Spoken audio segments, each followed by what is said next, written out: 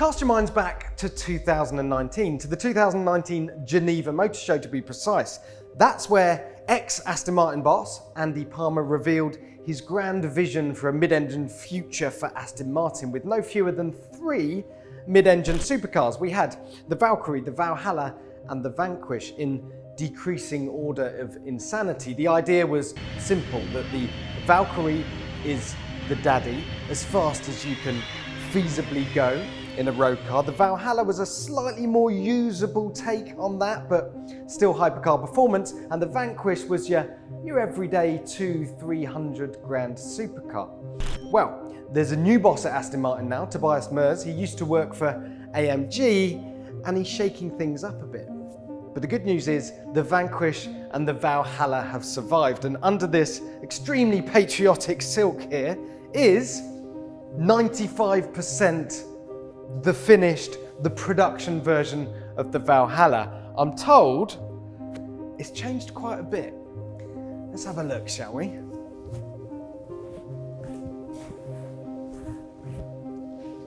Oh wow! It's changed colours for starters. The original concept was silver. That is genuinely the first time I've looked at this. It's more extreme than I thought it was going to be. The concept car was purer, a bit less cluttered than this. The aero has gone through the roof. You can definitely see lots and lots of Valkyrie influence on this car. You can still see a bit of the original Valhalla concept as well, but oh man. Yeah, that's right up there with hypercars in terms of drama. Now, I was talking to Aston Martin earlier about this car and I said, yeah, so this is your direct rival to the Ferrari SF90, right?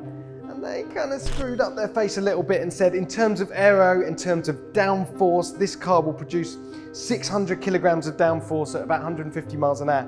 They say, yeah, the Ferrari's a nice car, but this is way more extreme. In fact, they are targeting a lap time of 6 minutes and 30 seconds around the Nurburgring, which would make this thing the fastest car ever to lap the ring. As I said, quite a lot has changed on this car, but I've had a few minutes to digest it now, so allow me to take you through the bits on this car that matter. Now, at the front end, you've got this massive air intake in here. That's got active aero in it, depending whether you want to minimize drag or whether you want to maximize cooling. You've got a massive ironing board front splitter to help create all that downforce. This big vent that comes out the back of the bonnet. And if you're standing where I am now, you can see the top of the front wheel. It's not as skeletal as the Valkyrie, which has just these entire chunks of the car missing and you can see right through it. Come a little bit further down the car, you've obviously got massive air intakes even. This air vent on the top is actually 3 air vents because that center section feeds air into the engine, and then either side that just feeds cool air into the engine bay to generally cool the engine. In fact, because this is a ram air intake, the faster you go, the more power the engine produces. And the doors, yes, the doors are quite interesting, mainly because they don't open. This is a model, it doesn't actually have an interior, but I'm told these are forward hinged dihedral doors, which basically means they hinge about here and fold all the way up here. So they should be quite interesting to look at and quite different to the Valkyrie's gull-wing doors. But like the Valkyrie, you've got this big section cut out of the roof. So rather than having to post yourself into the car, you've actually got a nice big space to drop down into. What else?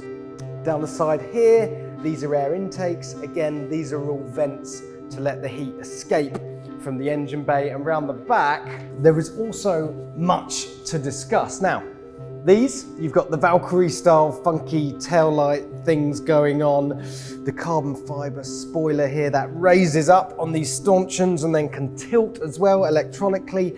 And just look at the size of this diffuser here.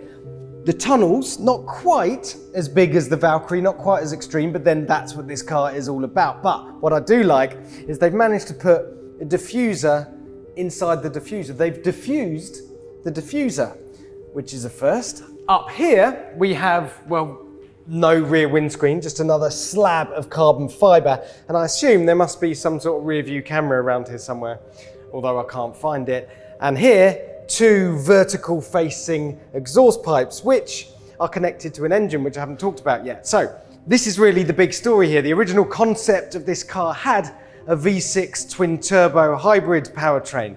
Now that was an in-house V6, a brand new V6 that Aston Martin was developing, but that has been completely kicked into touch by the new boss and replaced, surprise, surprise, with an AMG power unit. It is a 4-litre twin-turbo V8 with a flat-plane crankshaft that revs to 7,200 RPM. Now, if those stats sound familiar, it's because they are bang on with the Mercedes AMG GT Black Series.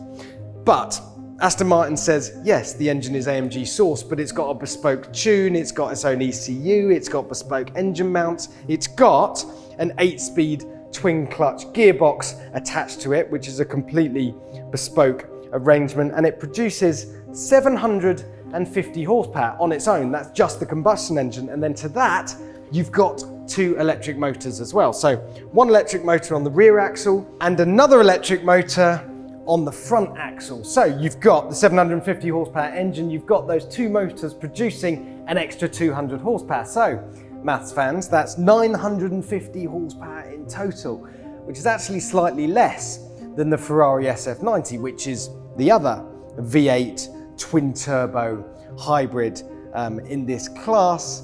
So 1-0 to the Ferrari on that front. But look, we're talking about 900 horsepower plus here, people.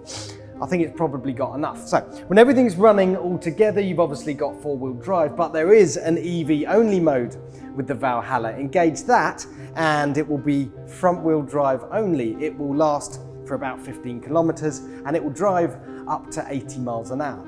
Forget that though, because in full attack mode, this thing will do 0 to 62 in 2.5 seconds and a top speed of 217 miles an hour. Like the Valkyrie, it's constructed around a carbon tub. There's pushrod front suspension and multi-link rear suspension. It also gets multi-matic springs and dampers that slam the car down in track mode, but lift the nose up for speed bumps. Aston says the target dry weight is under 1,550 kilograms. That's 20 kilograms less than the Ferrari SF90. So, the interior on this thing, it is, well, I don't know really, because if I look through this window, it's just completely blanked out. It's just to model this thing. But I did talk to the engineers at Aston Martin, and what they said is that the seating position in the Valhalla is still going to be very extreme. We're talking ankles above hips, but not quite as extreme as it is in the Valkyrie, and that's kind of this car's whole remit, isn't it? That it's extreme. It's certainly a hypercar. It's extremely fast, there's loads of downforce, but it's just not quite as extreme as a Valkyrie. And that's my worry, because this is going to cost circa £600,000, which is a lot of money. It's a lot more than the 375 grand Ferrari SF90, by the way. And if you buy one, are you always going to have that niggling feeling that you should have worked a bit harder, saved up the pennies, and gone for the Valkyrie? I don't know. It's actually an academic point, isn't it? Because they're only building 150 Valkyries and they're sold out. This, on the other hand, is a full series production car. They will build as many as they can sell. And if you're interested, don't worry, you got a bit of time. The car is effectively on sale now, but first deliveries won't begin until the end of 2023.